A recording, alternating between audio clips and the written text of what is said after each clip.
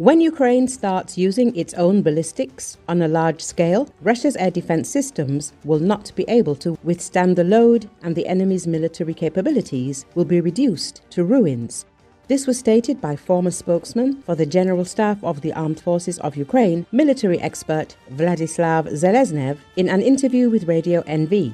He was asked to comment on the words of Defense Minister Denis Shmyhal that Ukraine is close to its own ballistics. Seleznev noted that he would not predict when the Ukrainian Armed Forces would receive Ukrainian-made ballistic weapons, but expressed confidence that this would significantly change the situation. It is difficult to say what time frame is needed to implement these ambitious tasks. The key factor is the availability of resources, in particular financial, logistical, human and industrial capacities.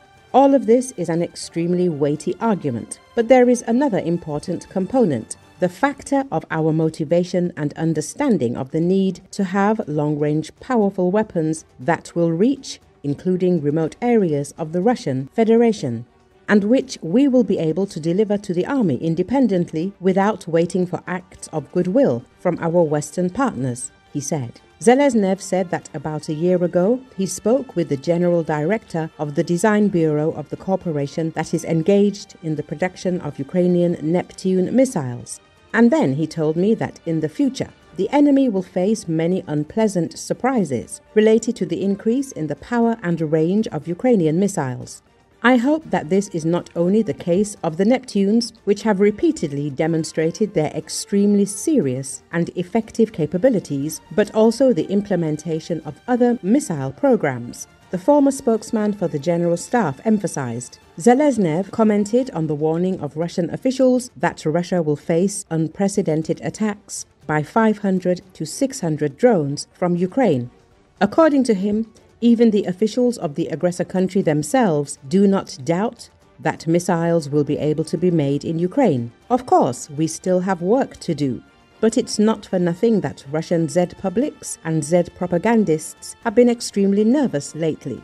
Seleznev emphasized. According to him, Ukrainians are critically dependent on the creation of long-range and powerful weapons because with them we will be able to destroy the enemy's offensive potential. The history of military confrontation shows that it is extremely difficult for us to break through to Moscow, its city center, and the Moscow region. There is a fairly powerful, extensive network of air defense and missile defense, but we are currently using our attack drones. And if we use our ballistics more actively and on a larger scale, how high is the probability that Russian air defense will work with the same efficiency? Will it be possible to catch the wolf?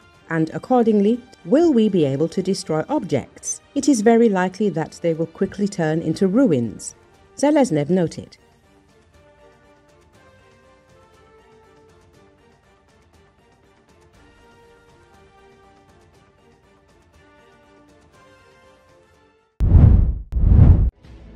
Fighters from the 24th Brigade of the Ukrainian Armed Forces have ambushed an assault group of the Russian occupying army consisting of 17 soldiers, including 5 women, in the city of Chasiv Yar in Donetsk region. They targeted the group using drones and mortars.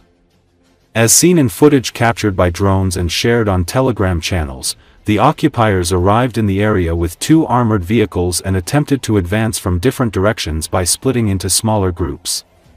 However, the Ukrainian fighters disabled the vehicles by destroying them with drone-dropped munitions and mortar fire. 2 of the occupiers were killed, and 11 soldiers were wounded. The surviving and injured troops were forced to retreat from the area. A separate group of occupying soldiers attempted to raise the Russian flag in different parts of the city. However, Ukrainian drones eliminated all the Russian soldiers involved in this act. It is worth noting that, while the Russian side claims that the city of Chasiv Yar is fully under their control, the Ukrainian side maintains that Ukrainian fighters are still present in the city. As evidence, they point to footage of Ukrainian soldiers raising their own flag.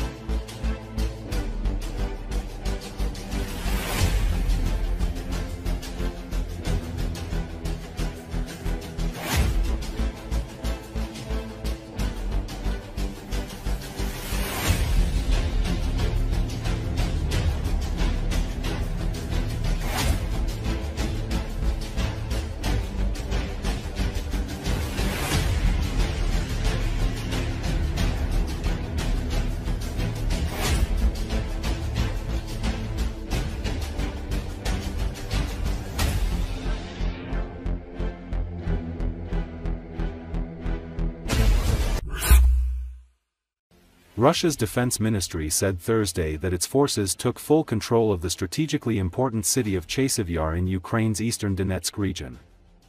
A video released by the ministry showed soldiers waving Russian flags from destroyed buildings and planting the flags into the ground. According to Associated Press, Russian and Ukrainian troops have battled for control of Chasiv Yar for nearly 18 months. It includes a hilltop from which troops can attack other key points in the region that form the backbone of Ukraine's eastern defenses. Viktor Trihobov, a Ukrainian military spokesperson, told the Associated Press that Russia's claim was untrue. "Just a fabrication, there wasn't even a change in the situation," he said. A report on Thursday from Ukraine's Army General Staff said there were 7 clashes in Chasiv Yar in the past 24 hours. An attached map showed most of the town as being under Russian control. Deep State, an open-source Ukrainian map widely used by the military and analysts, showed early Thursday that neighborhoods to the south and west of Chasiv Yar remained as so-called gray zones, or uncontrolled by either side.